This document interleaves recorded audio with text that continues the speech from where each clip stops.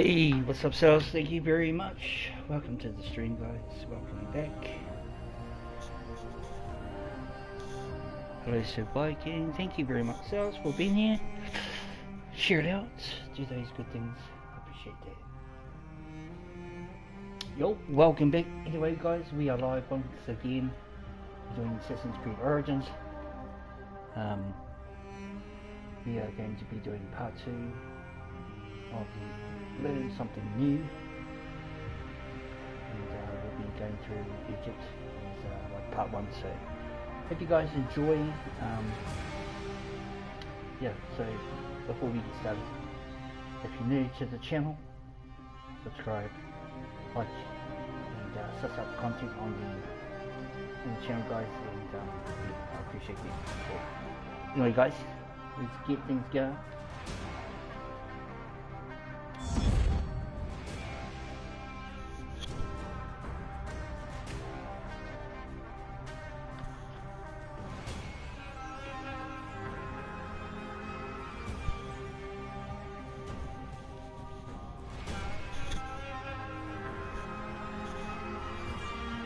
So yeah, thank you.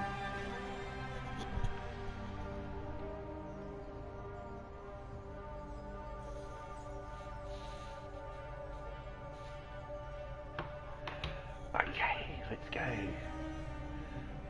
The Discovery Tour.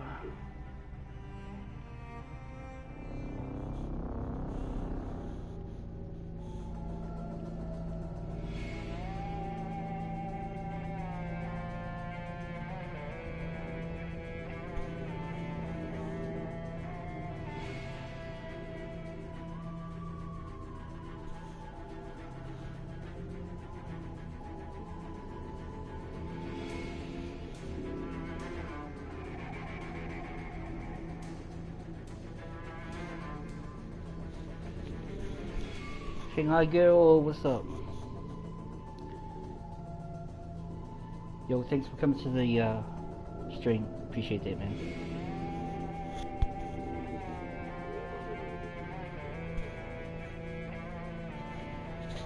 Cool, how you been, man? How you been? What you been up to? Don't forget to like and share, of course.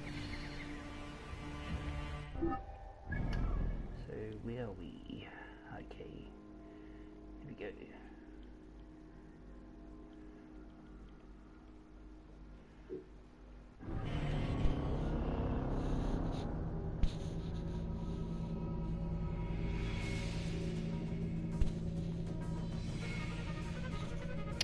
Journals, thank you very much.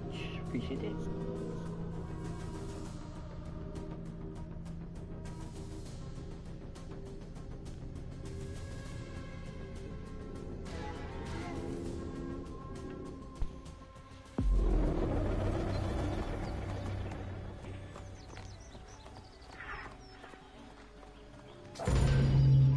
Welcome to Introduction to Alexandria.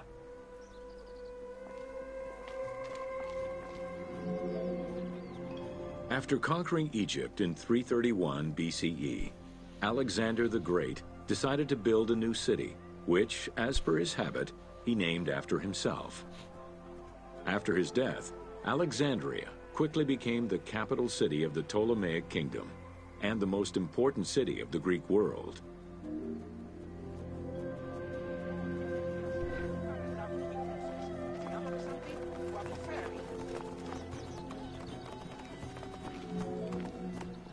The city was built between the Mediterranean Sea and Lake Mareotis, which resulted in Alexandria becoming a crucial cultural hub and trading center.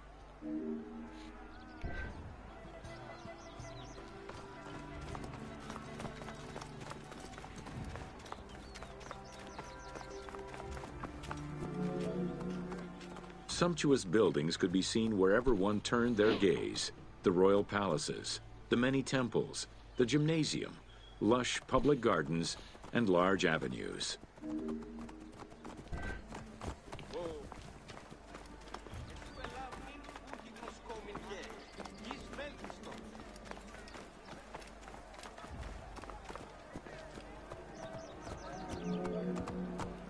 With its incomparable beauty and advantageous geographic location, Alexandria attracted foreigners, intellectuals, and traders. One of the most cosmopolitan cities of the ancient world, Alexandria supplanted even Athens as the most important Greek city in history.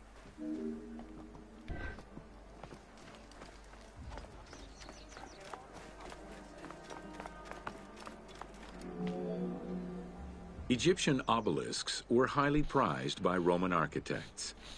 While Roman design previously favored the use of a single monument, Egyptian obelisks tended to come in pairs and were generally located at the entrance of temples. Several ancient Egyptian obelisks are still in existence today, though many are spread out across the world in locations such as Paris, Rome, New York, and London. All of this shows that Alexandria was significantly influenced by the rich past of Egypt.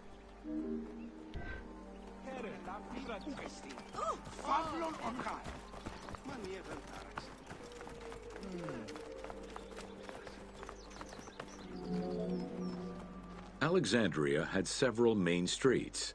Its most famous artery was the Canopic Way. It was lined with sumptuous buildings, houses, and temples, and was roughly 8 kilometers in length. This street was one of the most important shipping entrances to Alexandria, and often hosted processions and festivals.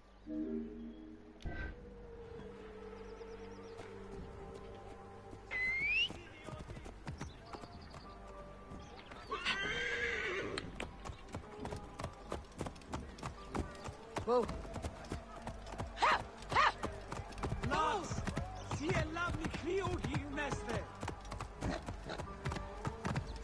Whoa.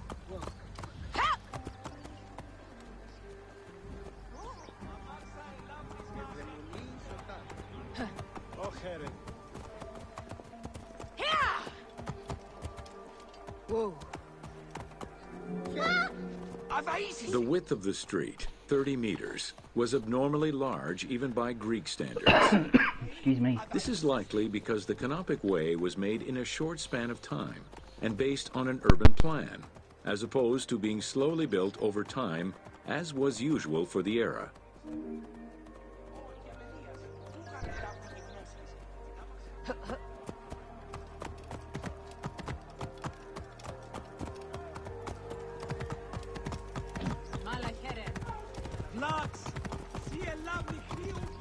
Whoa. The Canopic Way originated in the western cemeteries, skirted the gymnasium, and then exited the city to head east through massive doorways towards Canopus. This structure was known as the Canopic Door.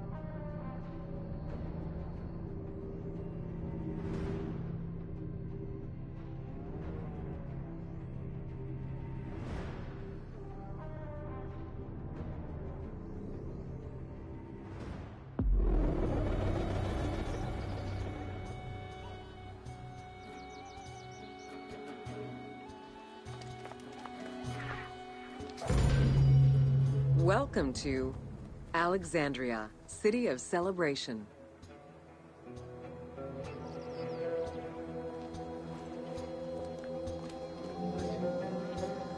Like most Greek cities, Alexandria offered multiple forms of entertainment. Most were related to cults, religious practices, and the festivities surrounding those practices. Among those festivities, the most important ones were the dynastic celebrations, instituted in honor of the deified Ptolemaic kings and queens. These celebrations could go on for many days and included sacrifices, offerings, processions, and public banquets.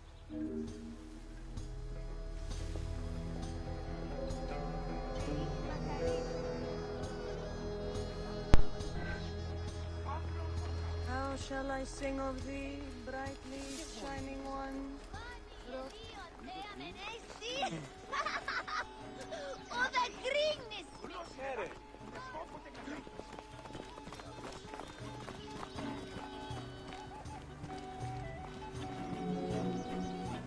Games and competitions were organized whenever possible in locations such as the stadium, the hippodrome, and the gymnasium.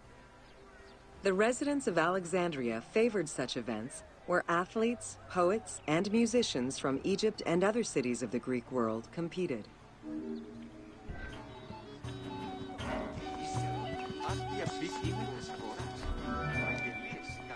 Like all good Greek cities, Alexandria had a theater. The architecture of this structure is Roman in style. This is because the team duplicated a theater from Cyrene. Roman theaters were usually semicircular and built from scratch on a flat area with structures designed to enhance oration. Greek theaters were more oblong in shape, similar to a horseshoe, and favored the slopes of natural hills to support their acoustics.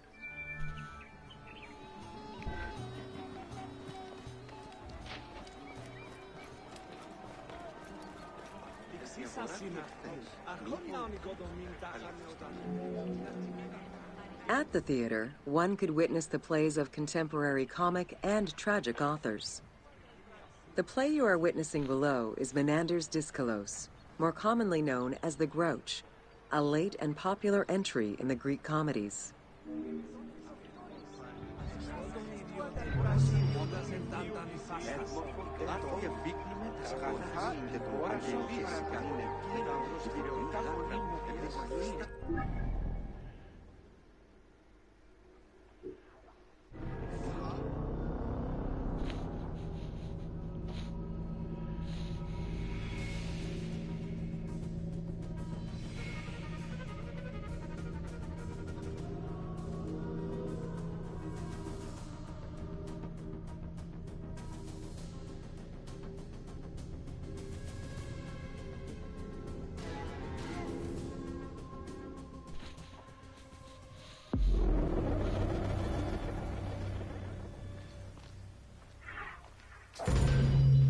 Welcome to the Greek Pharaohs.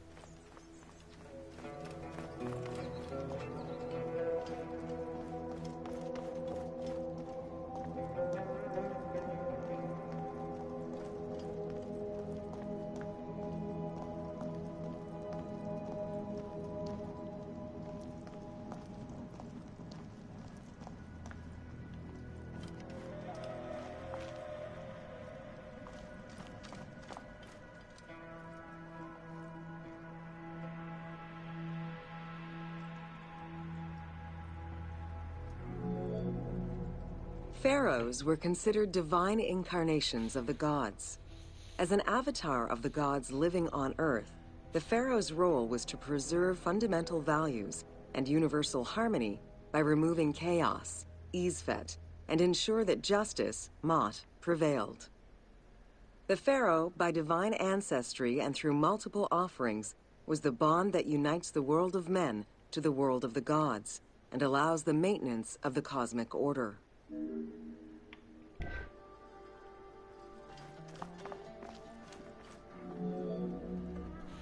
The Ptolemaic dynasty reigned over Egypt from 305 BCE to 30 BCE.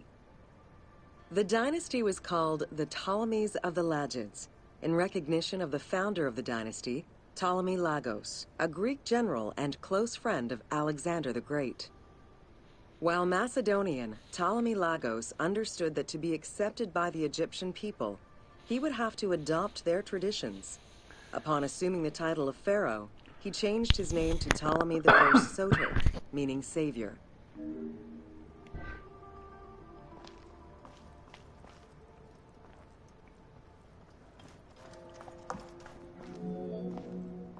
Born in 356 BCE, Alexander the Great went through a hasty education in the affairs of the kingdom before integrating into the Macedonian army, where he quickly rose through the ranks. After his father's assassination in 336 BCE, which some believed was orchestrated by Alexander himself, he became king of Macedonia. Ruler of a unified kingdom and leader of a large army, Alexander set his sights on conquest. Eager to reclaim the Greek cities of Asia Minor, he took on the Persian forces, earning victory after victory.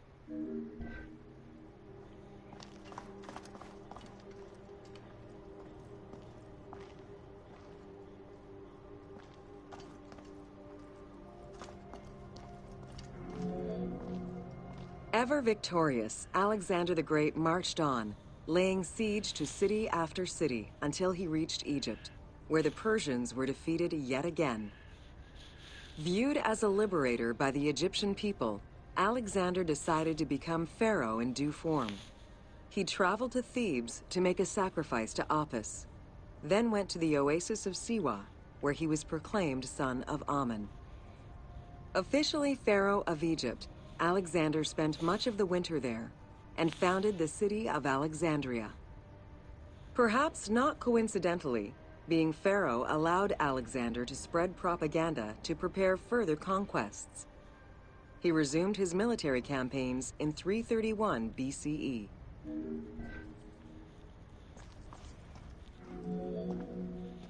On his deathbed in 323 BCE, Alexander the Great gifted the satrapy of Egypt to Ptolemy Lagos. Perfectly aware of the value of Egypt, Ptolemy ensured not only the stability of the country's borders, but also its economic and military development. At the same time, he worked with the Egyptian elite to maintain the internal order of the country. By 305 BCE, Ptolemy, well respected both in Egypt and in the Mediterranean, was at the head of the largest fleet of the Hellenistic world. Ptolemy officially took the title of Pharaoh of Egypt in January 304 BCE, on the anniversary of Alexander the Great's death.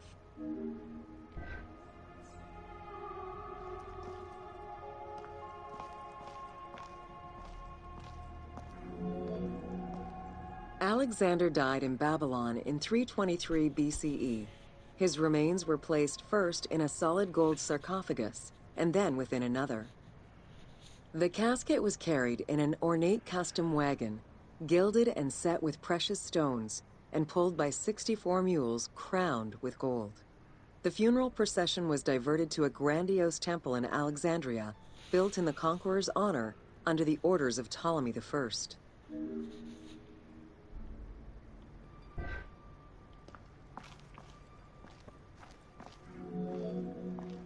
Julius Caesar visited Alexander's tomb at the capture of Alexandria, and the Roman Emperor Augustus reportedly placed flowers there. However, though many powerful leaders claim to have visited it, the tomb's location has gone missing from history. Some accounts do state that the golden coffin was replaced by a glass sarcophagus, probably by Ptolemy X. It is also implied that Cleopatra may have plundered the tomb in a time of financial crisis.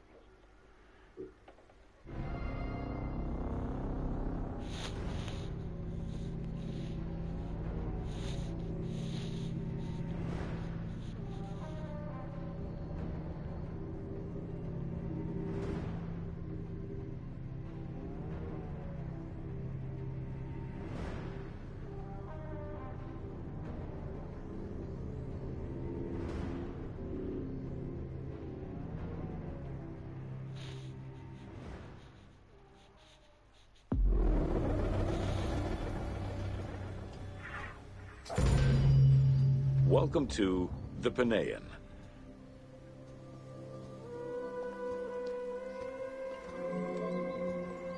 The Panean was a temple built in honor of the god Pan, divinity of nature.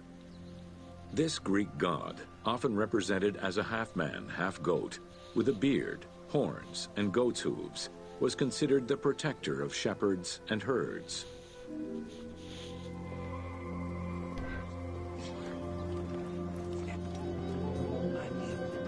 Pan's attribute was his namesake musical instrument, the pan flute. His temples were usually located in caves and on high mountains, and were frequented by shepherds. It is likely that Mediterranean cults adopted the imagery of Pan to symbolize the Christian devil.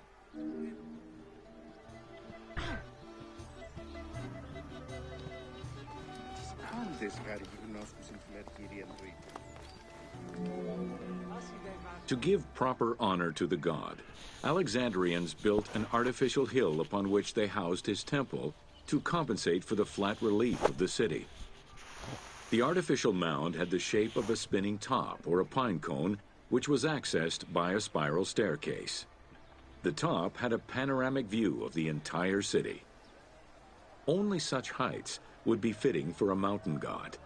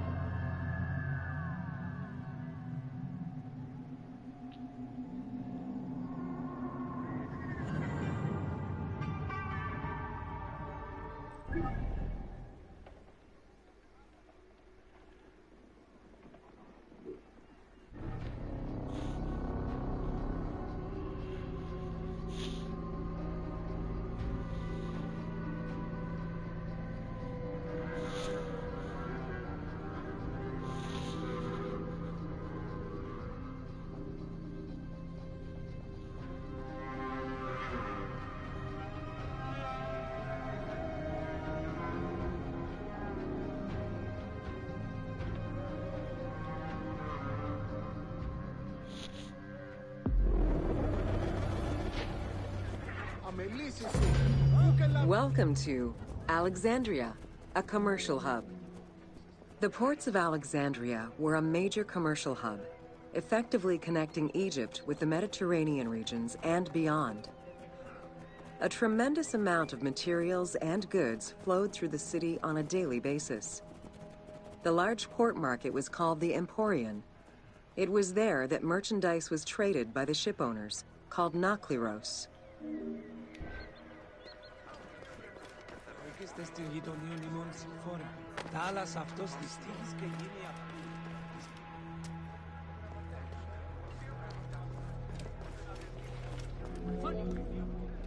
Food and other artisan work streamed out of Egypt. Ceramics, glass, golden rings, and minted coinage. The local potters, using traditional Egyptian techniques, competed with those from abroad, and the textile industry flourished. What Egypt did not produce itself was acquired through trade, using local resources such as wheat and papyrus. Most sought after was pine wood from Syria, iron and marble from the Greek islands, gold from Spain, and exotic fruits from Europe. All this commercial activity contributed to the already decadent wealth of the city.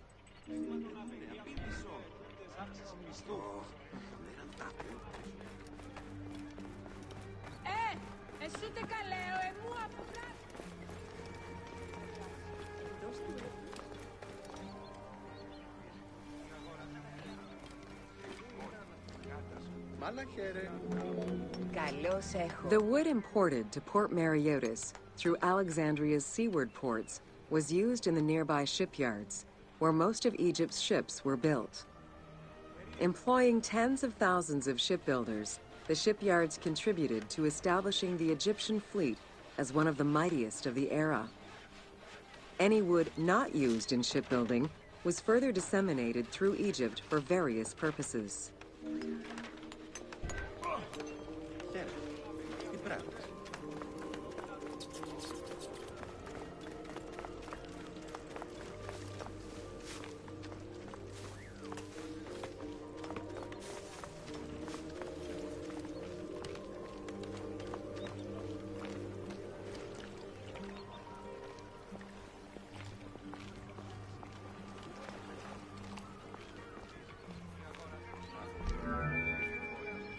The southern port of Lake Mareotis was the biggest in Alexandria.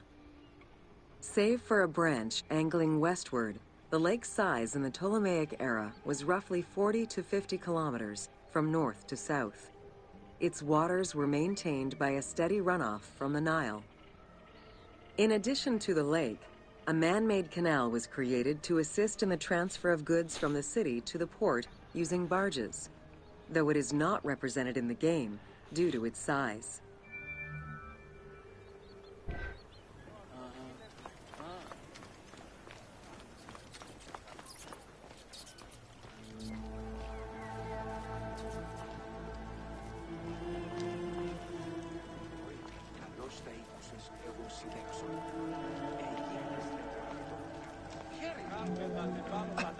Banking was one of the most distinctive innovations brought by the Greeks to Egypt. The centerpiece of Alexandria's wealth was the royal systematization of taxes on almost everything. Basic items such as salt, oil, beer, wheat, and linen were heavily taxed. As a result, the royal treasury of Alexandria was able to ensure the economic stability of most of the administrative areas of Egypt.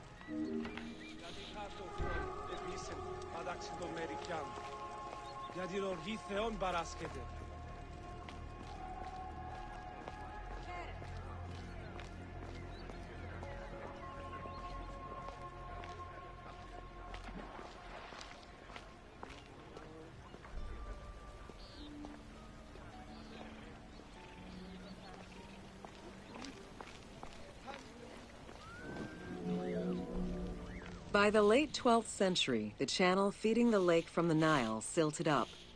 Lake Mareotis lost its connection to the Mediterranean, as well as most of its water, as the lake slowly evaporated to a fraction of its former size.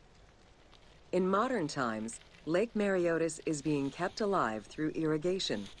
However, only about 17% of its original size remains.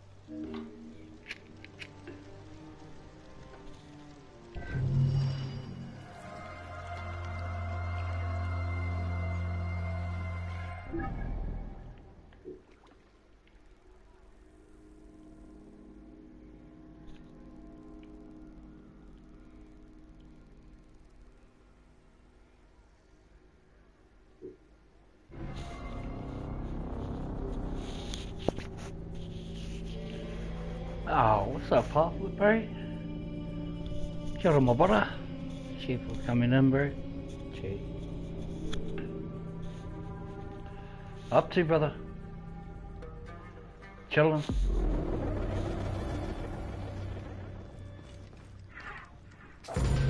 Welcome to Cleopatra, Queen of Egypt.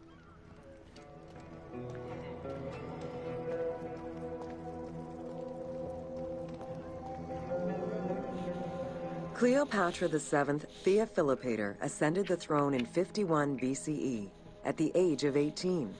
Though her early attempts to maintain power were often challenged, she eventually prevailed and became the sole ruler of Egypt. According to Plutarch, she was the only Ptolemaic pharaoh to speak the Egyptian language. Her intelligence, coupled with a good education and a great political mind, allowed her to make the alliances necessary to maintain the independence of Egypt while Rome was becoming a Mediterranean empire. Oh, true, bro. It's a bit of a hike, eh? Yeah, bro. Early night, cuzzy. You have a safe trip tomorrow, man. You have a safe trip, bro.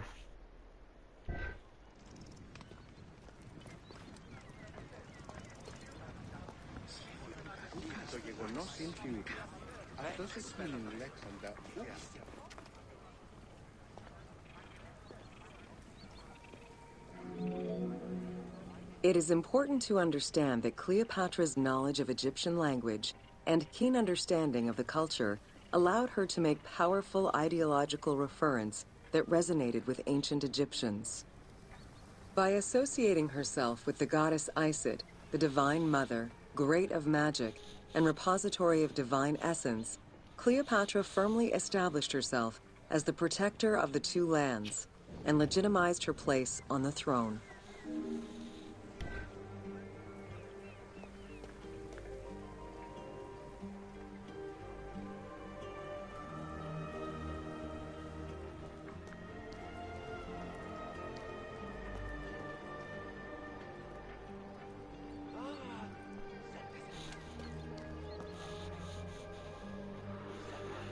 stopping in Palmy at the carousel confectionery company so we can be peeking the rest of the day. Oh, shop right on Nagabe. Nice. Upon his death in 51 BCE, Ptolemy XII Aulus bequeathed his kingdom to his daughter and eldest son, Cleopatra VII and Ptolemy XIII. As was custom, the siblings were married. The new pharaoh was 10 years old, his sister wife 17. The early years of their reign were not easy. Between 50 and 48 BCE, droughts and floods aggravated Egypt's problems. General Achilles and the royal advisor Pothinos kept intervening in the young ruler's political decisions, and eventually colluded to turn Ptolemy XIII against Cleopatra. By 48 BCE, Cleopatra was in exile.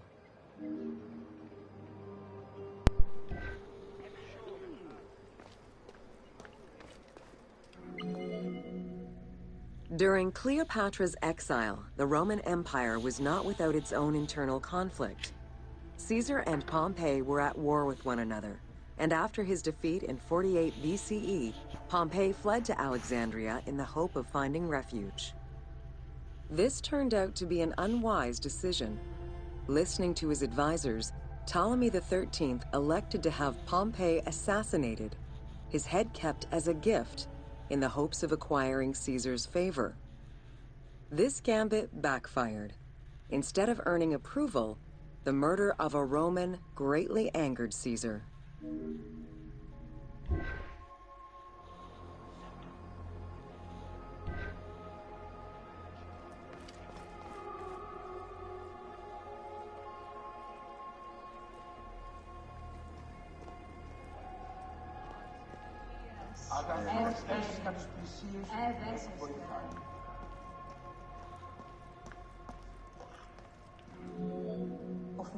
Cleopatra, aware of Caesar's anger against Ptolemy for the murder of Pompey, decided to take advantage of the situation. She returned to Egypt in secret, hoping to establish an alliance with one of the most powerful men of the time. Outside of the legend, where she had herself smuggled into his quarters in a carpet, what exactly happened during that fateful meeting remains a mystery. However, Caesar seemed to see a better ruler for Egypt in Cleopatra than in her young and too easily influenced brother. Invoking Ptolemy XII's will, Caesar attempted to mediate peace between the siblings.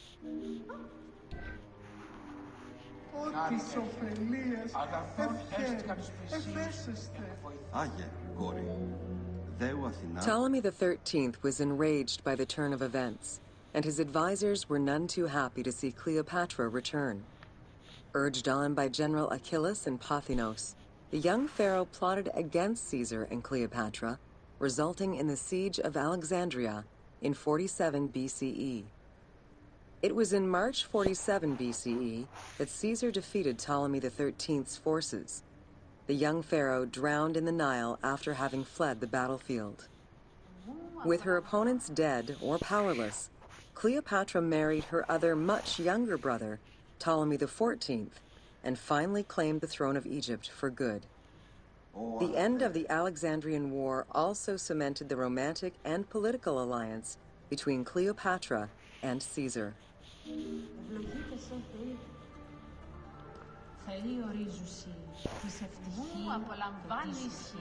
It's pretty out of it, eh? How she married like her siblings to become a pharaoh, and she was only 17, and she married her younger brothers and killed them off.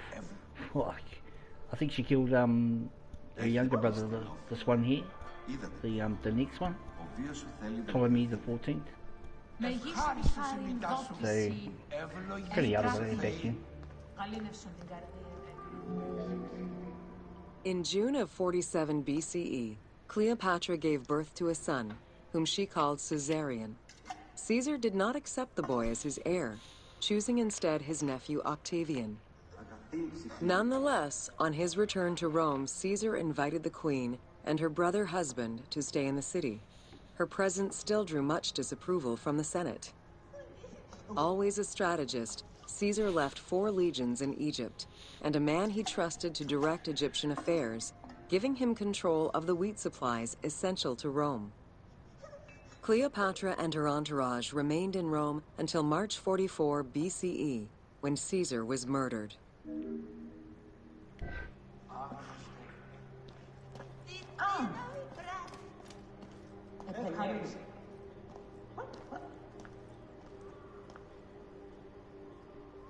Sekhmet.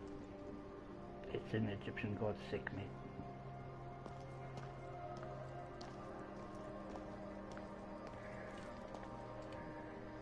This big dude. Come on, I'll take you on.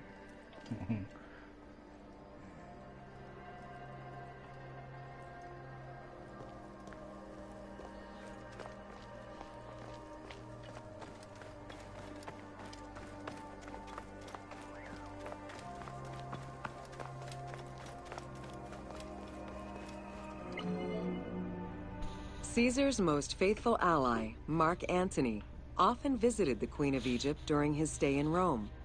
Unlike most, he recognized the legitimacy of Caesarion, the natural son of Caesar. Antony knew he would need the riches of Egypt in order to fight Octavian and claim the Roman Empire. Cleopatra, in return, saw a powerful ally. In the winter of 41 BCE, she arranged a sumptuous tour of Egypt by boat to show Antony the wealth of her country and the power she held as its ruler. A romantic and political relationship followed. The Roman Senate was once again most displeased. To calm spirits in Rome, Antony married Octavia, sister of Octavian.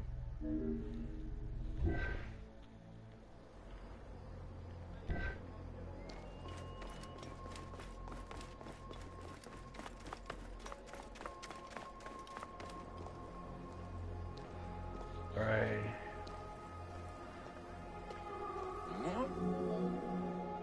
Despite his marriage to Octavia, Antony remained Cleopatra's lover, and she gave birth to their children. Cleopatra increased her kingdom's territory and started a political propaganda alongside her lover in Egypt and beyond. She hoped to create a Ptolemaic federal empire with Alexandria at its center. Antony eventually repudiated his Roman wife for the Egyptian queen, much to the dismay of the Roman elite.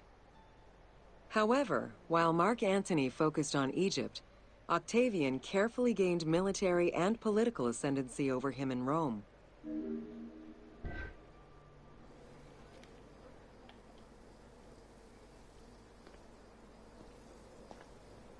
Excuse me, fellas. Octavian managed his own propaganda campaign and succeeded. The Roman people hated Mark Antony and Cleopatra. To avoid the censure still inherent in attacking a fellow Roman, Octavian simply declared war against Egypt. Rome's power still reigned supreme. The powerful Egyptian fleet, led by Cleopatra as well as Mark Antony's forces, were defeated in 31 BCE in Actium. Octavian arrived in Egypt in 30 BCE to formalize his victory. What's up, ABJ? Thank you, man. Thank you. Halfwit, you should be carrying your potu. Oh, this place is sketchy. Bro, I'll be carrying more than a potu, bro. It'll be potu and my taiha, bro. And my taiha, for sure. How you going, Abby? Late, I'm outside looking for school supplies. Oh, okay. What you need, like books and pads and pens and stuff. Are you? Or... The following events remain difficult to confirm due to the many versions and legends around them. It is believed that after hearing a rumor about Cleopatra's suicide, Mark Antony committed suicide himself. He was brought to the queen as he slowly passed away. Knowing that Octavian would have her chained and paraded through Rome in defeat, Cleopatra planned her own suicide. She most likely killed herself with arsenic, though admittedly, the version where she uses an asp to deliver a fatal bite may be considered more dramatic. What happened to the body of Cleopatra is still a mystery.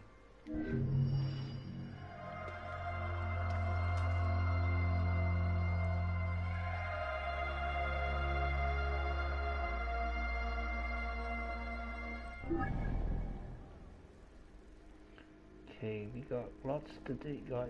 Got all these, and we're gonna get back right over here to Giza Plateau. Hell yeah! But we'll finish off Alexandria first. One more, I think.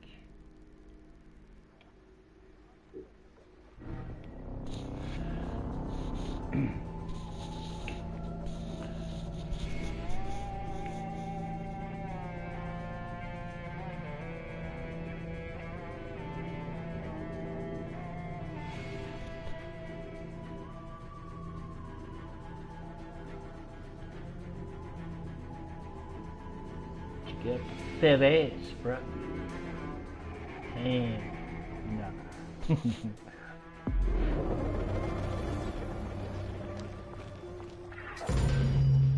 Welcome to Leather and Linen in Ancient Egypt.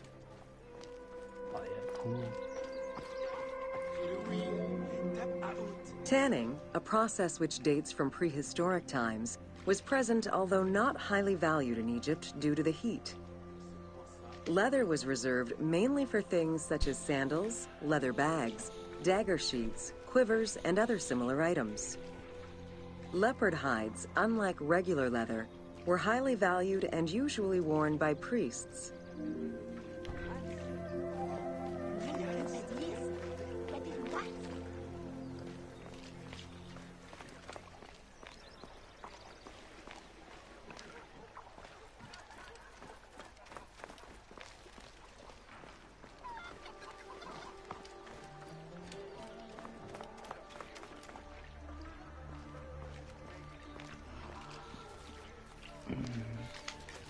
This is similar to the dyeing they have in India, the pools. They have those in India as well. Valued for its coolness and freshness in hot weather, linen was the fiber most commonly used for fabrics and textiles. It was produced from flax, which was plentiful in Egypt. Fibers were usually dyed before weaving. While color was used in the production of textiles, dyes weren't commonly used for clothing, and most Egyptians wore white. The color represented spiritual purity, a goal to reach for every day of one's mortal life.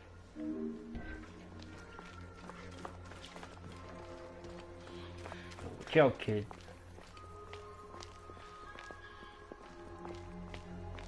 Wow.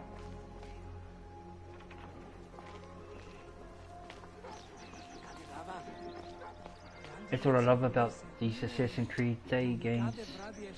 The open world is just pretty amazing, really, in the games. Especially in this one. Various shades were achieved using woad, a dye produced from the leaves of Isotis tinctoria. The plant was cultivated for this purpose within the Nile Delta and allowed for the creation of various colors. For example, different maceration times of the leaves would result in colors ranging from red to green, while adding in limestone shifted it to blue. During the Greco-Roman period, other ingredients were found, resulting in a wider range of colors.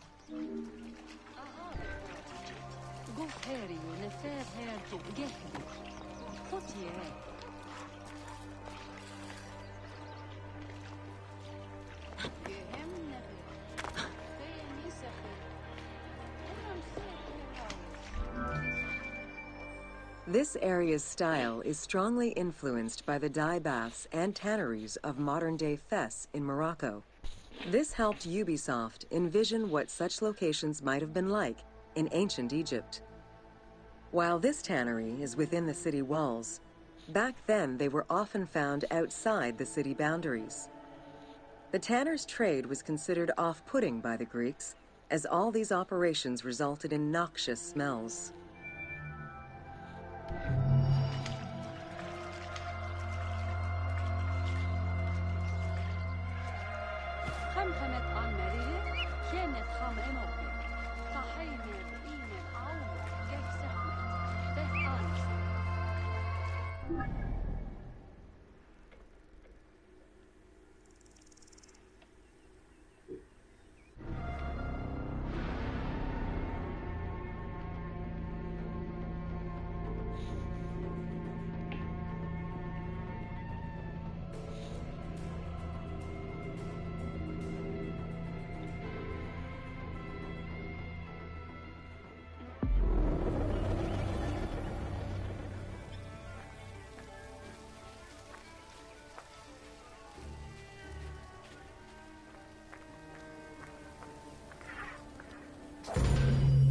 Welcome to the Hippodrome of Alexandria.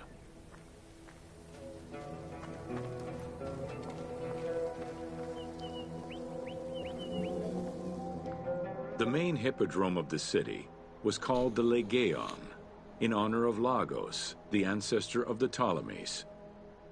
Alexandrians were great lovers of horse racing.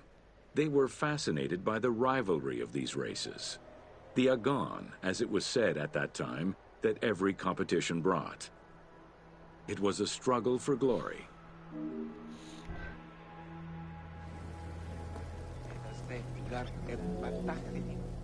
The most important chariot race was the Tethrapon.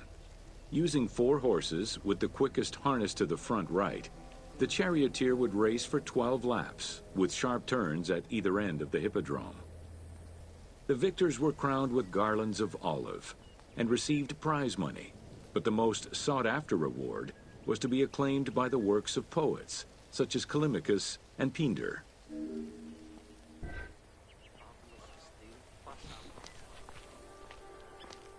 Ακούσεων, πολύ λέτε.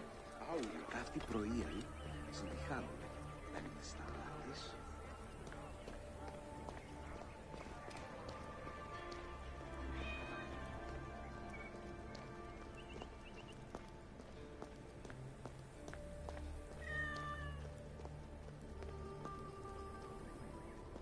Okay, come here, kid.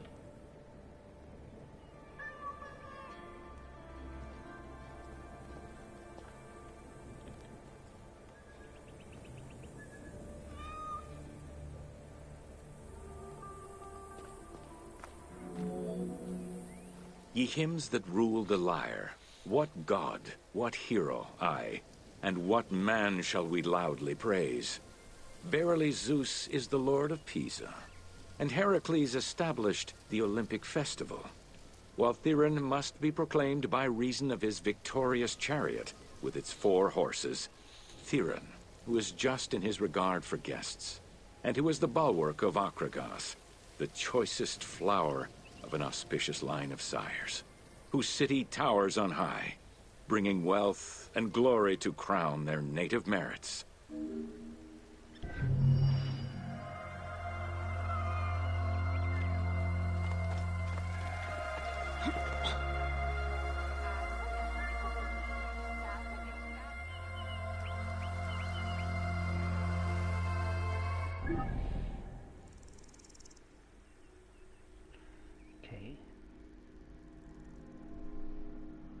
Okay, we're in.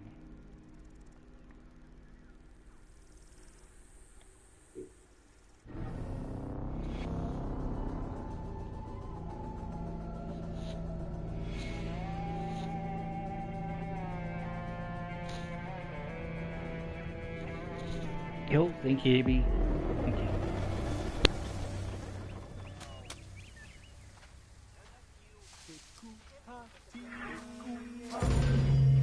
Welcome to Wine in Ancient Egypt. When the god Horus lost his eye in a war with Seth, the ancient Egyptians believed the eye turned into a vine, and the vine's tears became wine. Early texts dating back to 3150 BCE contain the hieroglyph for vine. Regarded as extremely valuable, wine was highly sought after by the elite. It was also an essential part of many religious ceremonies.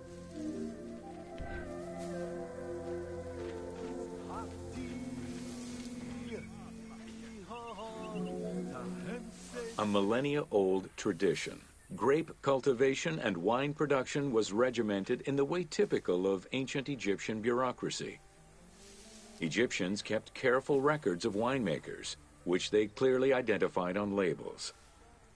Every landowner with a modicum of self-respect usually kept a vineyard. This held particularly true in the regions of the Fayoum and the Nile Delta.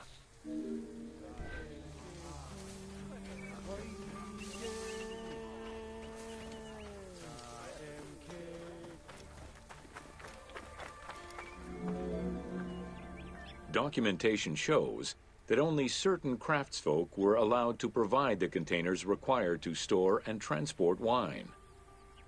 That and rigorous quality control checks established for every step of wine production shows that ancient Egyptians knew that the quality and longevity of wine could easily be affected by any number of variables, which they paid careful attention to.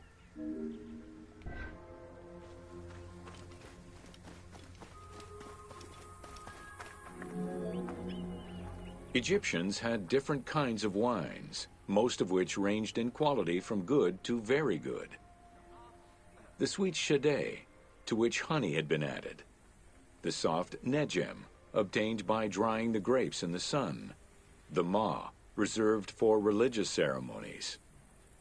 And finally there was the peor, the mediocre-rated wine, resulting from the second pressing of grapes and reserved for a less discerning palate. Really? Chickies getting wasted. These chickies over here, check them out. Getting wasted at the bar. Yeah, that's the one, yeah?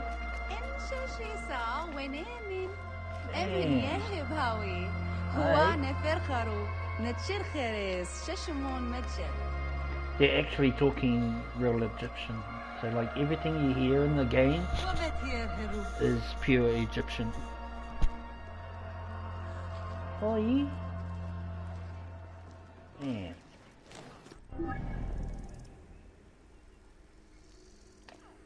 Alright, we'll just come back a bit, so we'll... Alright, not too bad, okay, we'll go here.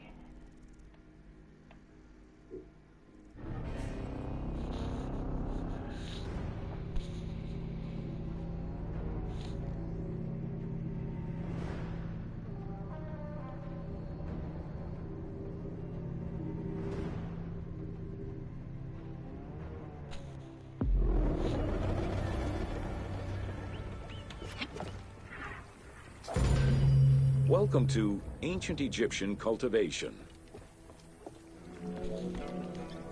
The new grain types of the Ptolemaic period required a great deal of water. Farmers needed to ensure they had effective, consistent irrigation. The Nile's rising and receding waters naturally irrigated most of the crops. Areas where the Nile didn't reach, such as gardens and vegetable plots, required an irrigation tool known as the shadoof. The shadoof allowed easy transport of water from its source. It consisted of a tall wooden frame with a long pivoting pole and suspended bucket. The system could be raised and lowered with little effort.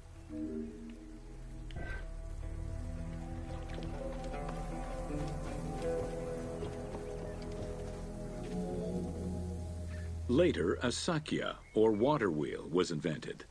The sakya needed animals to turn the wheel, which rotated buckets through the water.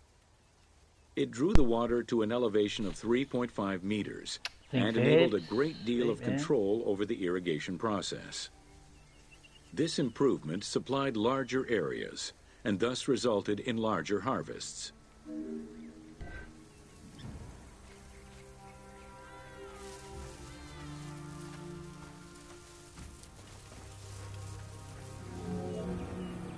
The threshing process separated the grain from its husk. Workers would spread the ears on clean ground. Oxen, cows, or donkeys were then guided back and forth to trample the grain. This continuous movement worked the grain loose while preventing the animals from eating it. Unwanted chaff and straw were swept away, or gathered and added to the mud used to make bricks, to make them stronger. Jerry Roma, this is TV. Thank you, man. Appreciate you coming on. Thank you.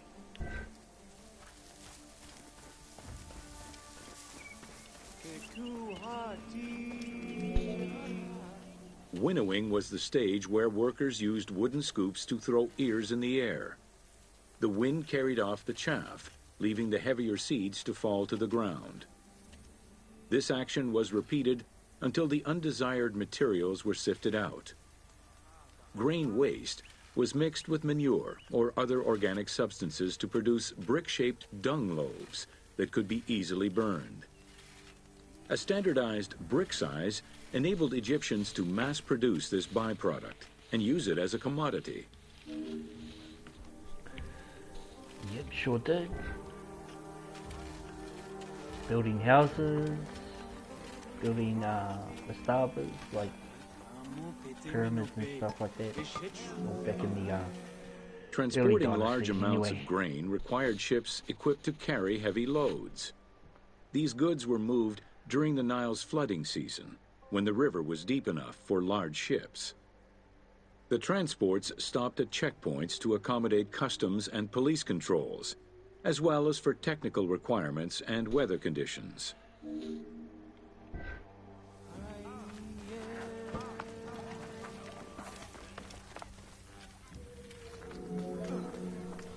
Having reached Alexandria's inner harbor, the wheat was unloaded under the supervision of a civil servant in charge of wheat management. Portions were distributed to Alexandria's city market, and the remaining stockpile was either exported or stored in warehouses.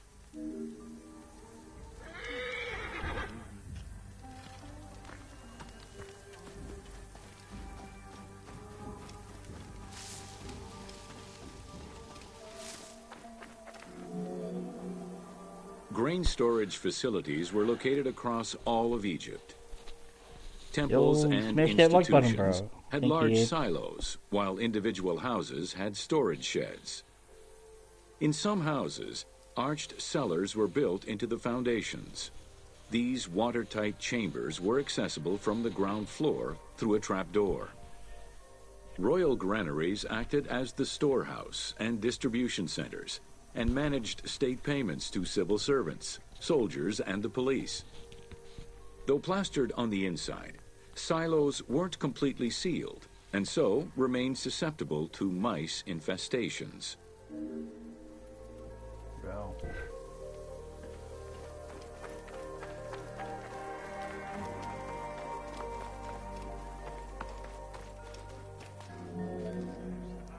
When the grain was ready for processing, it was poured into bowls and pounded into a coarse flour.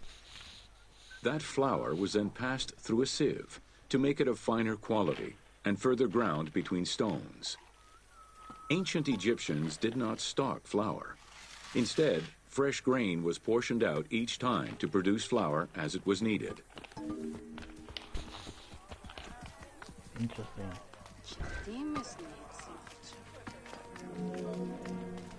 The sieves used by ancient Egyptians were unable to filter out sand and stones. Grit often passed into the flour, causing long-term tooth abrasions among all classes of Egyptians.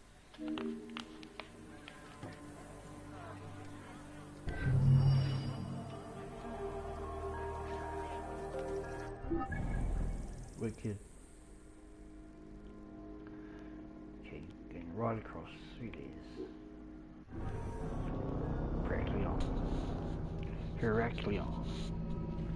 Heracleon known.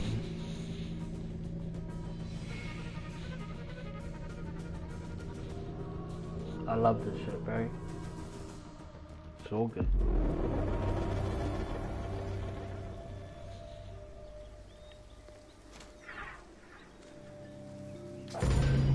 Welcome to Jean-Francois Champollion. Between the 5th century CE and the Renaissance, knowledge of hieroglyphs was entirely lost. Many enthusiasts tackled the challenge of deciphering the language with little success. Some groundwork was made with various researchers identifying names and some grammatical structure, and confirming that cartouches were markers for royal names. They were still missing a critical piece of information that would eventually be revealed thanks to the discovery of the Rosetta Stone. Is that Yulin or is that the bro?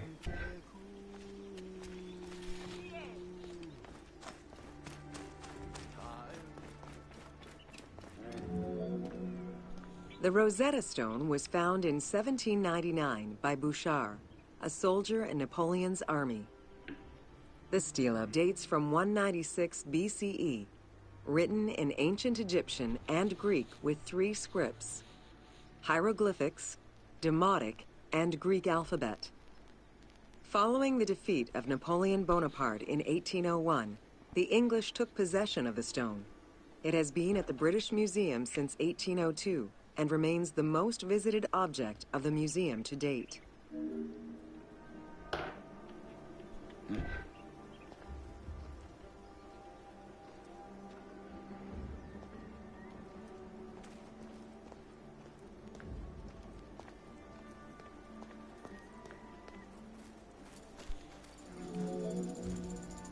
The first translation was of the Greek section only in 1803. It detailed a decree of Pharaoh Ptolemy V, reminding the citizens that their pharaoh had led Egypt to prosperity. It was fully translated 20 years after by Jean-François Champollion, who was working with a facsimile.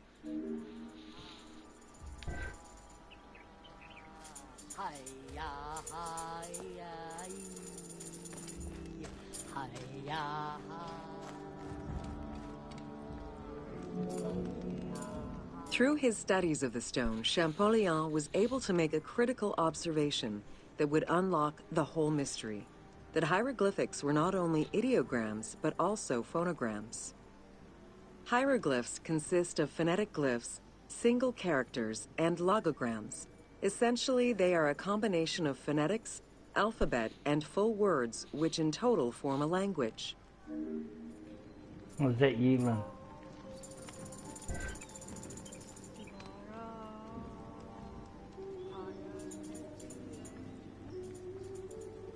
Up to, bro.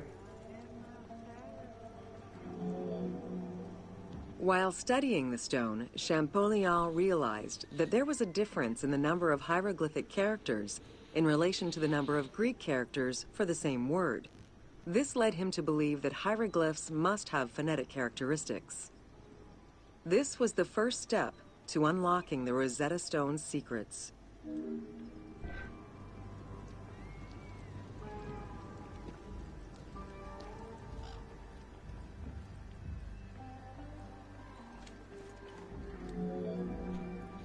To prove this theory, Champollion began identifying Egyptian rulers' names and then compared their phonetic pronunciation to the Greek version.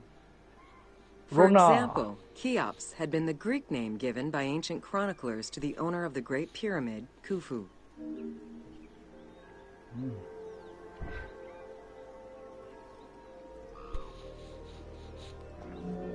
Thank you, Rona. The next step for Champollion was to confirm that his approach was verifiable by using the Philae obelisk as an additional reference. Engraved in the obelisk are two inscriptions in Egyptian hieroglyphs and Greek.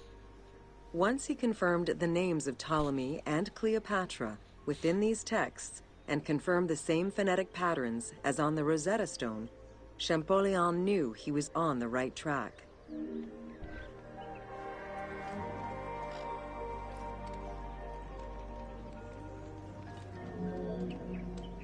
Champollion had already mastered several ancient languages when he took on deciphering the Rosetta Stone.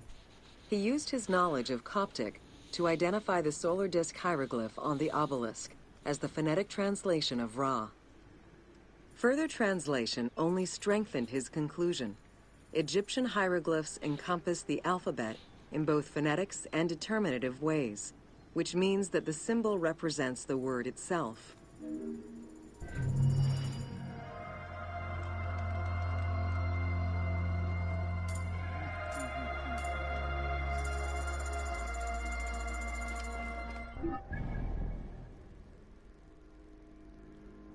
Okay. Where should we go next? Come back to America. Number of stations 4. Roman forts. True.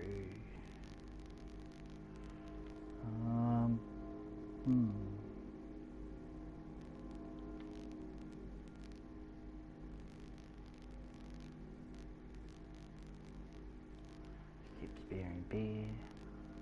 So much to go, man. So much. Look at Giza. Awesome.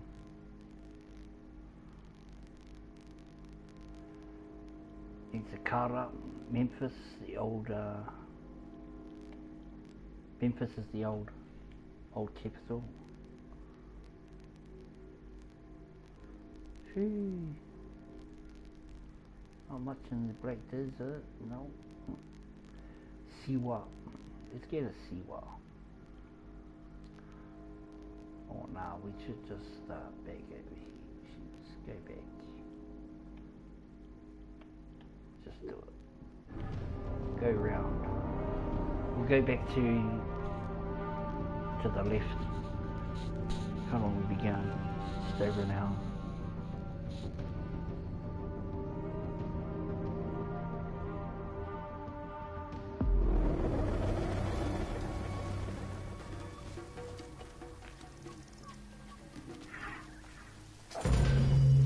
Welcome to Flora of Ancient Egypt.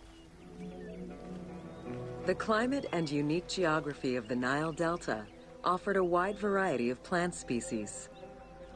Many of these plants served as sustenance for ancient Egyptians and as crops for trade. The Nile's consistent seasons allowed Egypt to sustain itself for centuries.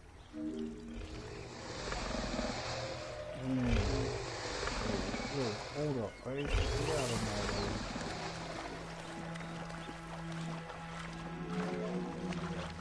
Possibly the most useful of the plants was the papyrus. This tall sedge plant grew in abundance along the water's edge of the Nile. Commonly known for its use as paper, the ancient Egyptians found many other functions for it, including rope, sandals, and mats. Papyriform boats made from the plant are seen in paintings and reliefs, and were used in ritualistic ceremonies.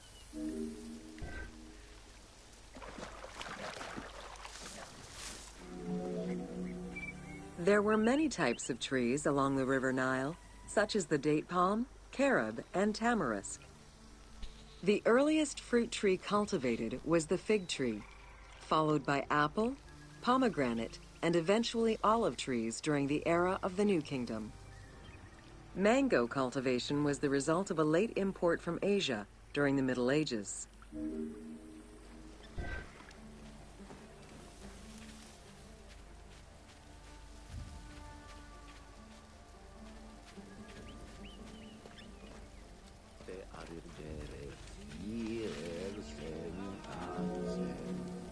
Some trees were associated with gods, such as the acacia with Horus. The divinities Thoth and Seshat were depicted inscribing the reign of the king into a Persea tree. The sycamore was connected with the goddess Iset, patron of the ritual of life. Yeah, I'm gonna finish at past. 20 minutes, guys. 20 minutes, and I'll be done. So we'll do short ones, right? Do short ones and come back.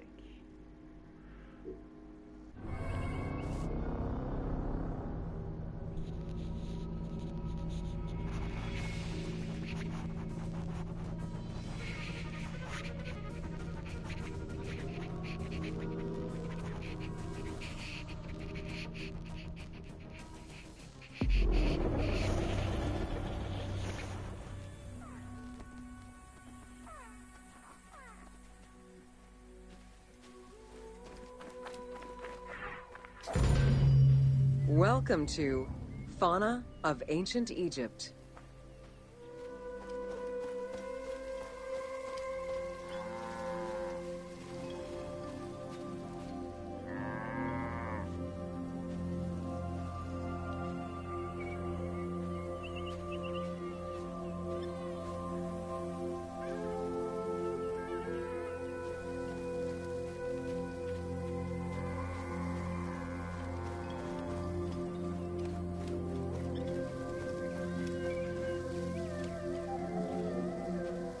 Both domesticated and wild animals were features in ancient Egyptian bas-reliefs as early as the First Dynasty.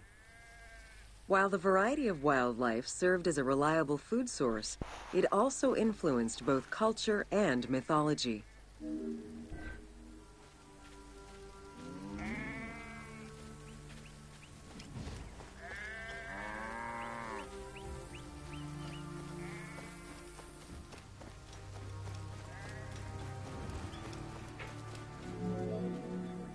Egypt's terrain allowed for a diverse range of animals, including panthers, rhinoceroses, elephants, and many variations of antelopes.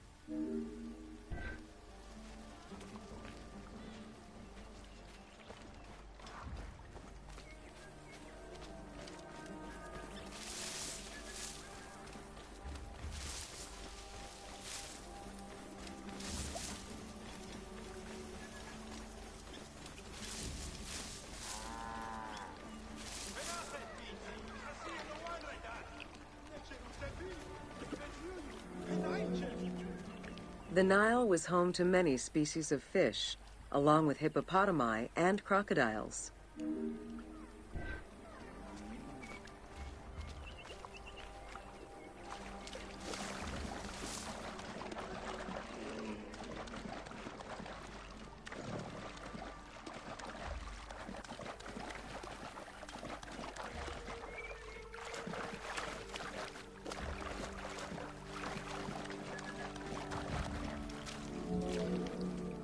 The wide variety of birds that populated the riverbanks, from raptors and waterfowl to songbirds, were all cataloged within Egyptian hieroglyphic signs. Encounters with reptiles and insects, such as cobras, scorpions, and scarabs, influenced hieroglyphs and art.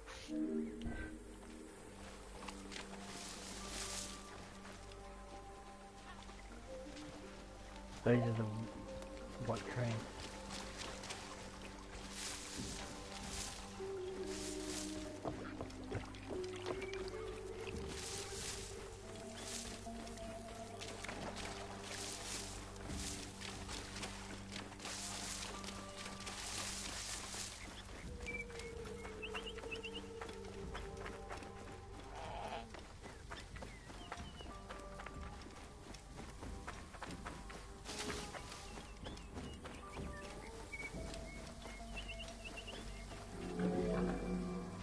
While all animals had sacred meanings, lions in particular represented power and royalty to ancient Egyptians. They were so prized by pharaohs that they were hunted to extinction within Egypt.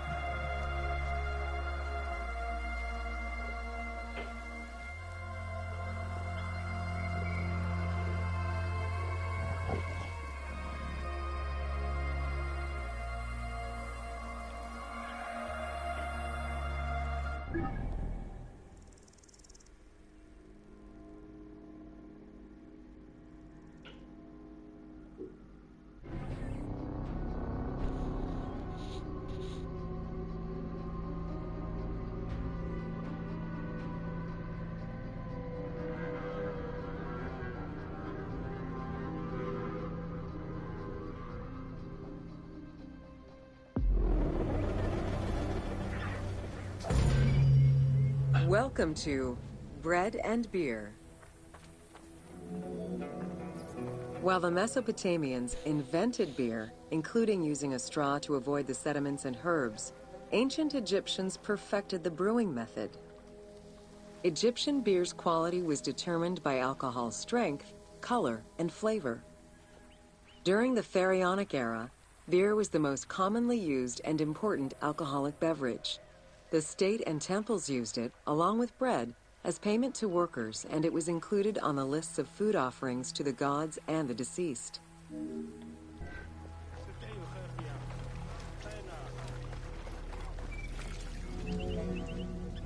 Beer was the popular drink of ceremonies and festivals.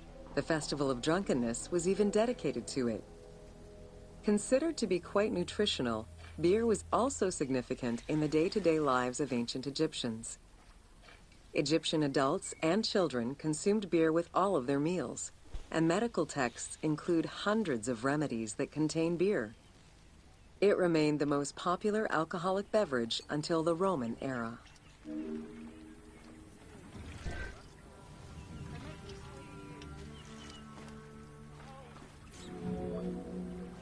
Recipes for beer varied over time and depended on the quality of the materials. Bakers you, and Evie. brewers typically worked alongside one another at the same workshop or house. Many families often produce the quantity appropriate to their own consumption, with better quality beers produced for festivals and other special occasions. The most basic recipe used malted cereal as the main ingredient. Fruits such as dates were added along with honey and spices. Once baked, bread would be crumbled into the brew to start the fermentation process. Adding grain enzymes would break down the starches, turning them into sugar and creating a thick mash.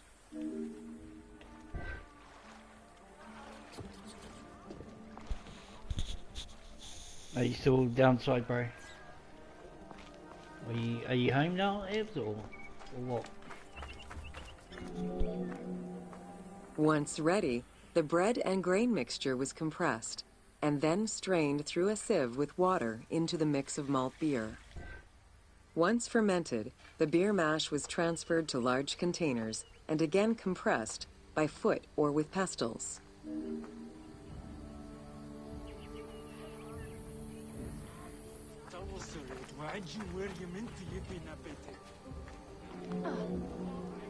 Once smooth, the beer was stored in pottery jars and sealed with a clay stopper. It probably couldn't be kept for long and likely had a thick, pasty appearance and texture. Very little was wasted. Leftover grains were reused to make sourdough bread or combined with the next batch of beer.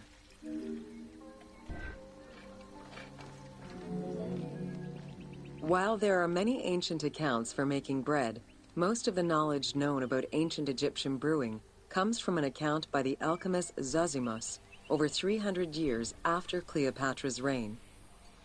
More recently, Dr. Delwyn Samuel, an archaeobotanist, has proposed alternate antique techniques to brew beer. However, experts are unable to replicate an authentic beer since not all of the techniques and ingredients used by ancient Egyptians are known yet.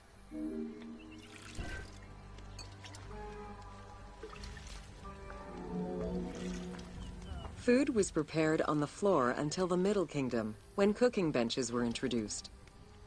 The introduction of durum wheat improved bread quality, meaning that the upper and middle classes ate better. The poor, however, still made do with a diet consisting of a gruel made of vegetables, softened bread, or barley.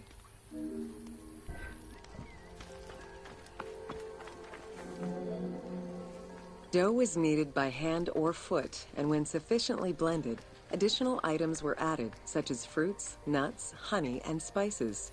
To leaven the bread, they added sourdough or leaven from beer brewing. Ovens were circular or beehive-shaped and made with clay or brick. If there was no oven at all, a bread maker used the hot sand to bake flatbread, a technique still in use by some Berbers today.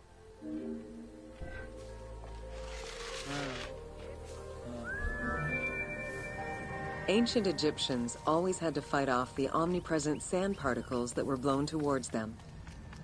Despite their best efforts, sand regularly made its way into their food. Additionally, particles from the grain-grinding stone tools and ovens they used also contributed to attrition and prematurely worn teeth. The team tried to portray this through toothache animations and commoners sweeping sand off.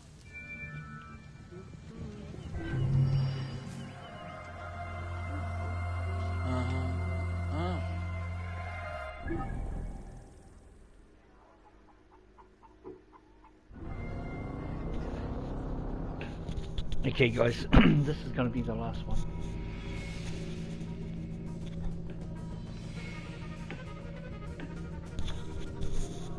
And in part 3 we'll just make our way back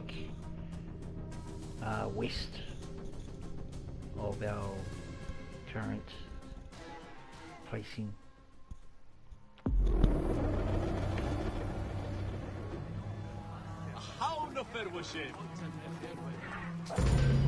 Welcome to the Egyptian household. In pre-Greco-Roman culture, women were considered equal to men in many matters. They owned property, testified in court, could divorce and inherit. Until the Greeks and Romans restricted their rights, Egyptian women could take over their deceased husband's trade. Marriage contracts included mentions of allowances and items of value brought to the marriage by the woman, which would forever belong to her.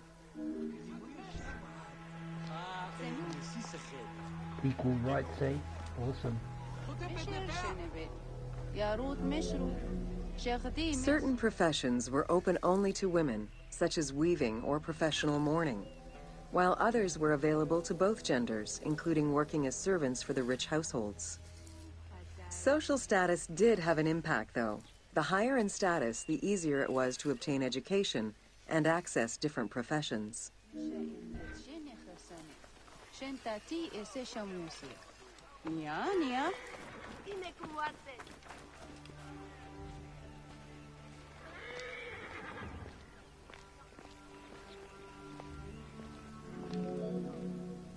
Homes were generally composed of 3 rooms.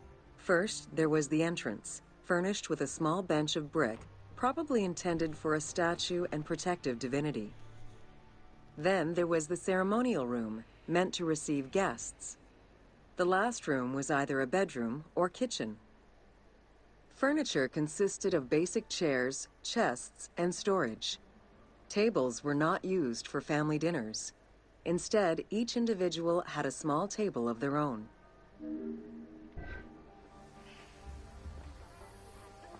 Look at these Roman asshole motherfuckers.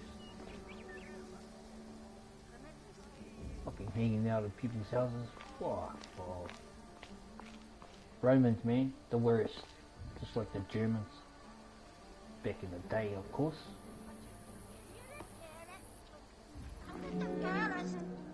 Marriages were a social contract rather than a religious construct. Family was vitally important to ancient Egyptians, and children were considered a blessing from the gods. The father, mother, and their children were the nucleus of the family, and cohabitation sometimes extended to mothers-in-law, sisters, aunts, and sisters-in-law.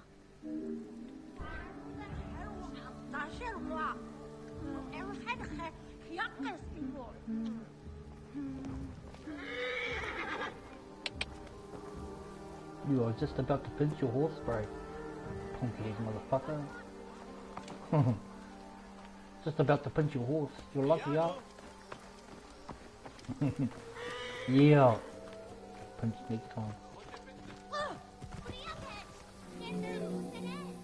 Status and wealth played a large role in the style and size of ancient Egyptian homes. Commoners' houses were built with sun-baked mud bricks. Wealthier homes were often painted in white and decorated with various motifs. You can see the difference, eh? The different, you know, that was just the commoner's house, there on the left right there, where we just came from. That was just like ordinary house. And then you make your way up to a commoner's house. Look here. Look at the difference. Man. Like, you know, see, look at the inside. Look at the difference. Town officials and the rich lived in mansions with numerous rooms that were luxuriously decorated. Only temples and tombs meant to last for all eternity were built with stone.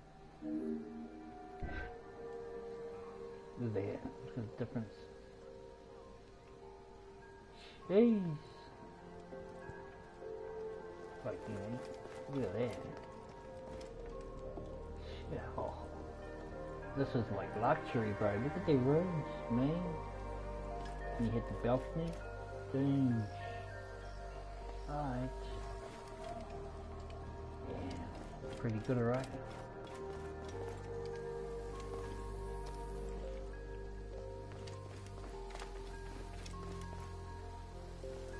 This is their backyard. Oosh.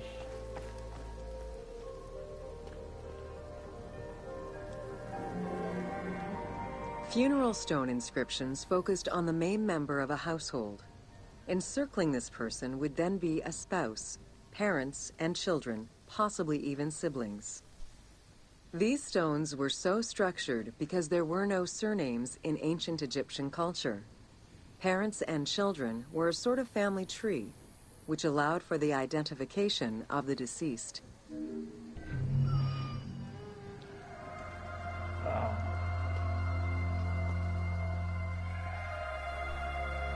Got some time. Alright guys, one more. One more.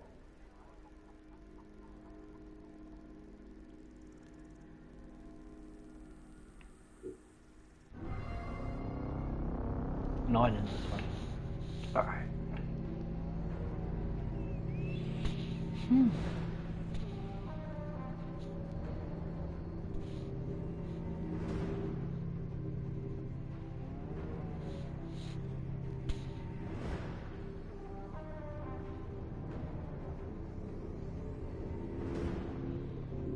Thank you very much, Abby. Appreciate it for sticking around, bro.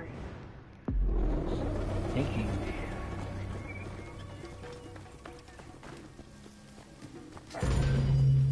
Welcome to The Importance of Mummies.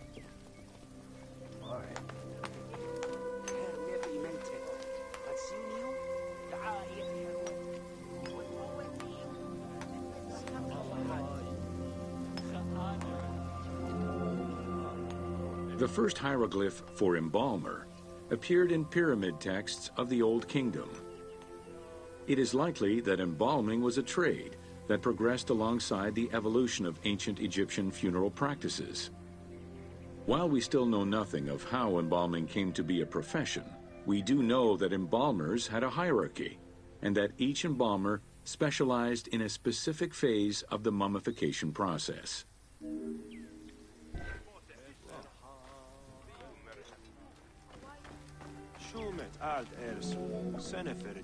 The mummification techniques were jealously guarded by embalmers from generation to generation. Despite their efforts, Herodotus and Diodorus discovered their methods in late antiquity, but historians were skeptical about the validity of the texts. It remained a mystery until two teams of modern medical legal scientists confirmed the process in 1994 and again in 2011.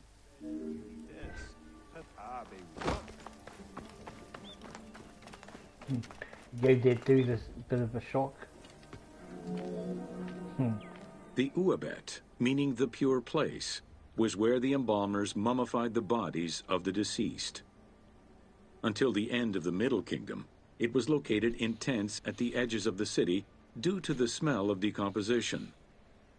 In the New Kingdom, however, the Uabet was located within the city limits, though still in open-air spaces. In the same way that the practices and techniques of mummification evolved, so possibly did consideration towards embalmers within ancient Egyptian society.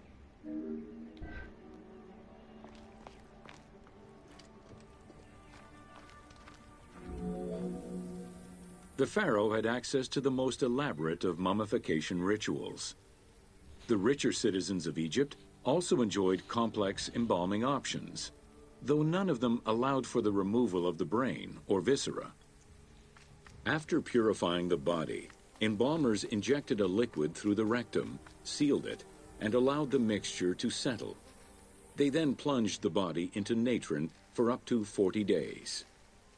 Once the body was dried, the seal was removed, and the entrails flowed out with the injected liquid, leaving the skin and bones of the deceased to be wrapped in linen and returned to the family for burial.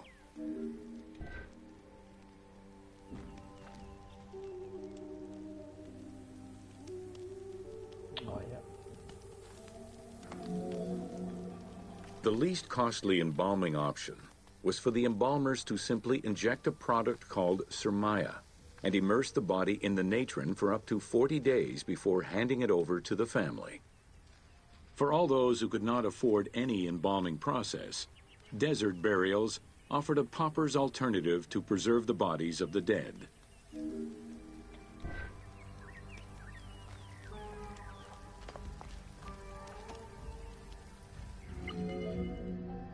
Egyptian civilization has always appealed to Westerners, even before the Greek and Roman invasions. As early as the Middle Ages, mummies discovered by travelers were often sent back to Europe. Curio cabinets, dating from the 16th and 17th centuries, usually included pharaonic artifacts in their collections.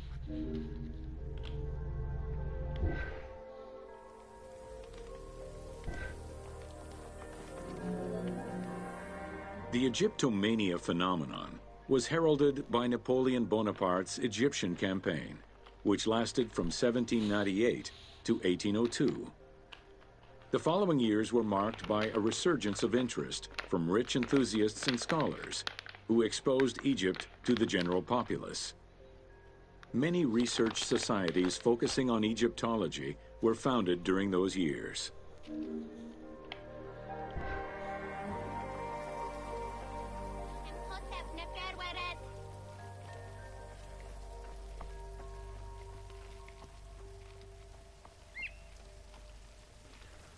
What's he up to, Simu?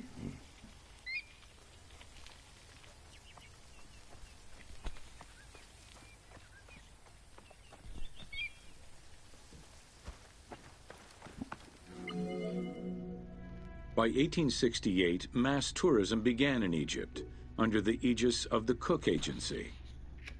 The rich would indulge in leisure trips to Egypt and bring back mummies. Upon their return, they would organize evenings that consisted of unpacking mummies and removing strips of linen and amulets layer by layer.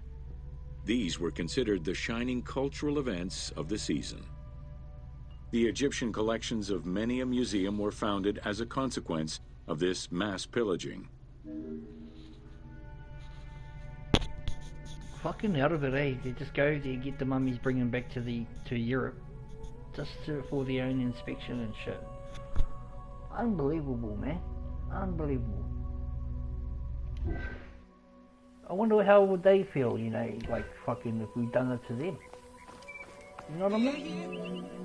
Dug up their Thanks bodies. to those dubious parties, the fantasy of a mummy coming back to life, seeking revenge on its defilers, was born.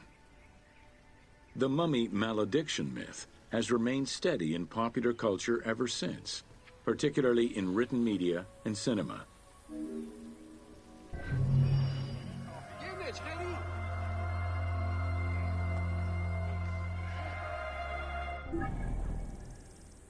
Alright. 12 in that one.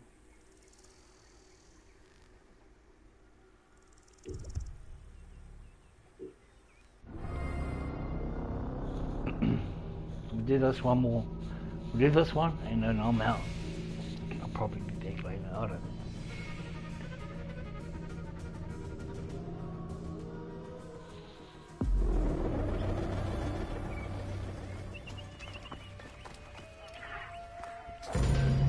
Welcome to Temples and Rituals of Ancient Egypt.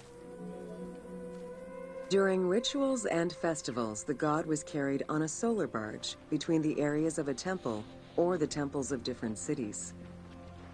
Funerary carvings and paintings covering thousands of years, as well as the Book of the Dead, depict the same ship and oar design.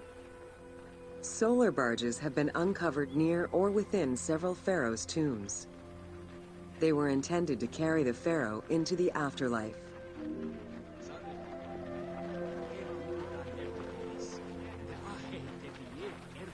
Wicked.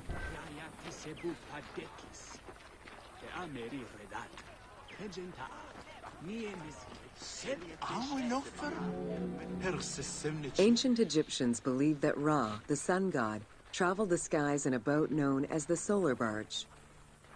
The solar barge was believed to cross over to mythological lands.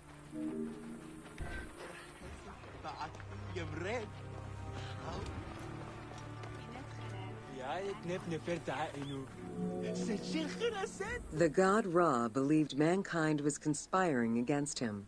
He ordered Sekhmet, the lion-headed war goddess, to kill all humans. To his chagrin, Ra quickly realized that with all humans gone, there would be no one left to worship him. In order to stop the rampaging Sekhmet, beer was brewed and dyed red with pomegranate juice to resemble blood. Sekhmet drank every drop of the brew she could find, eventually passing out drunk. When she awoke, she was calmer, and her lion visage had changed into Bastet. The Festival of Drunkenness was celebrated in honor of that myth.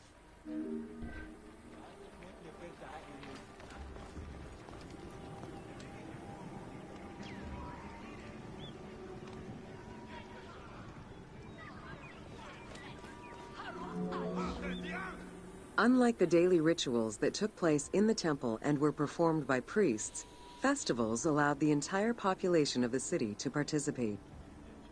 Festivals helped mark the passing of the seasons in the agricultural calendar. In reflecting the cycles of life, festivals offered a sense of consistency and structure for the regular citizens, thus reinforcing the sense of order that pharaohs were to provide for the citizens of Egypt as part of their godly duties.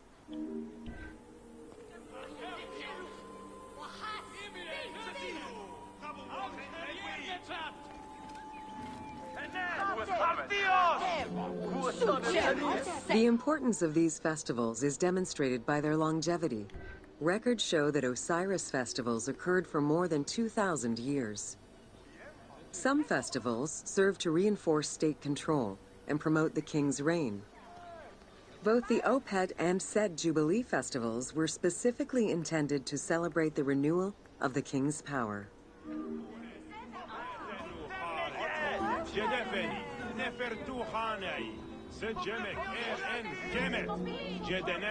The temple hierarchy consisted of high priests, several types of priests, scribes, and servants. The high priest was known as the prophet. Some divinities had up to 4 prophets, and they were the ones to perform the most advanced and complex rituals.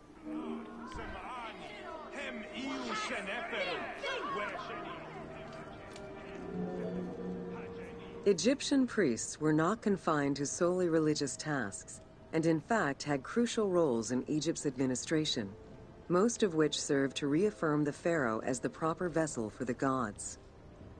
Their focus within the temple was centered on the proper conduct of daily divine rituals, rather than as custodians of dogma or the indoctrination of individuals. Scribes were custodians of the sacred sciences. Some priests were associated with the funeral rites and were considered the group with medical knowledge. The servants of the Ka were low-ranking priests who carried food and offerings in funerary rituals.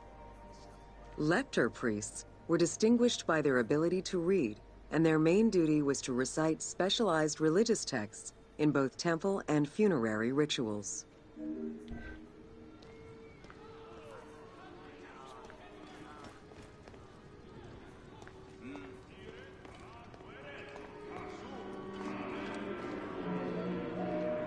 Priests and all the officials who served the temple worked only 3 months a year, with each period separated by a quarter of inactivity, at least within the temple compound. Each outgoing group handed over the temple and their tools to the newcomers. Only the high priesthood remained in permanent office within the temple.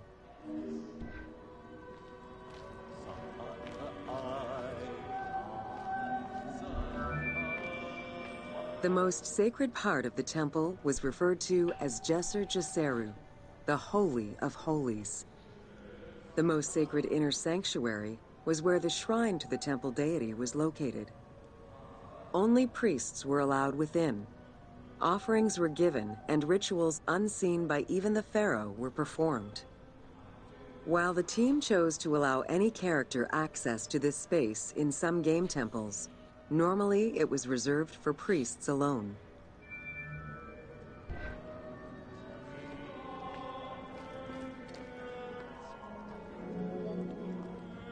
Pharaohs and their priests often chose the site of these sacred temples because of some mythological connection or an alignment with the cardinal points and certain stars. Once selected, a foundation ritual was performed. The pharaoh was required to complete 10 steps in the ritual, which required a mix of offerings as well as specific construction techniques. Once the temple was complete, construction of the chamber containing the shrine, or naos, began.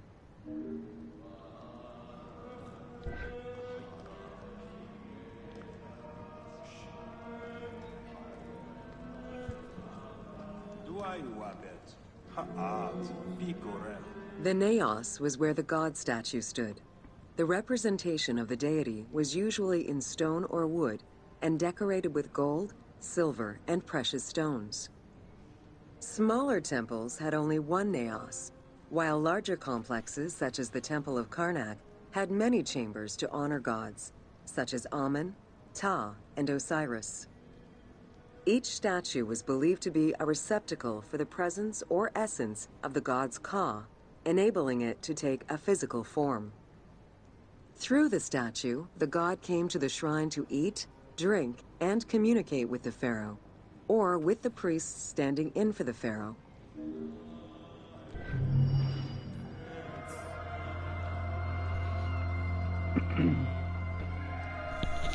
Well, it's pretty cool, eh?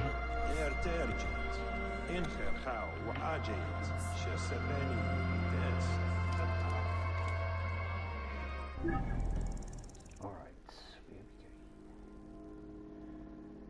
we are going to... We'll finish this one in the next episode, part 3, and then we'll make our way back and we'll do all this area here, and then on to Siwa, and we'll make our way back through here onto the Giza Plateau, and so those will be the excuse me, the next few episodes of this discovery tour. But guys, that's going to be the end of the stream. I thank everybody for coming, even though there was a little bit of us here today, but you know, all good, man. It is what it is. So ABG, thank you very much. Ebs, Orona, had Simply Aussie Life, the bro,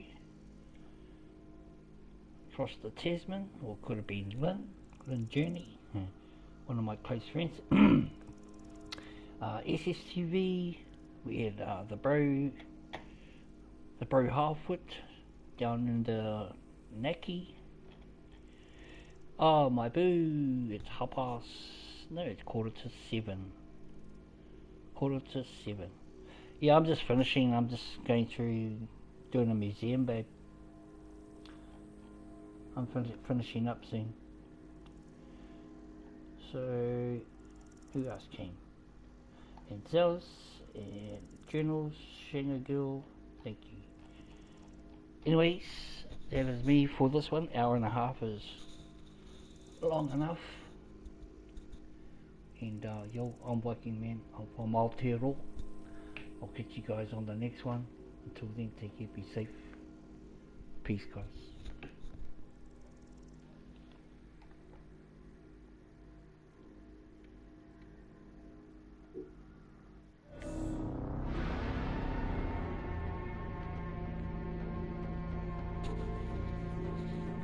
Boy, you gonna call me in 15 minutes?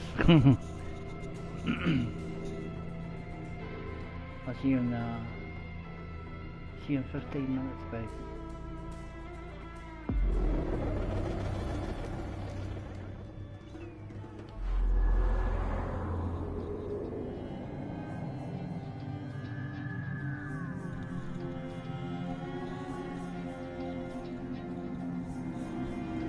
I don't know, I might carry on with this later on in the night, babe, while you're doing your thing.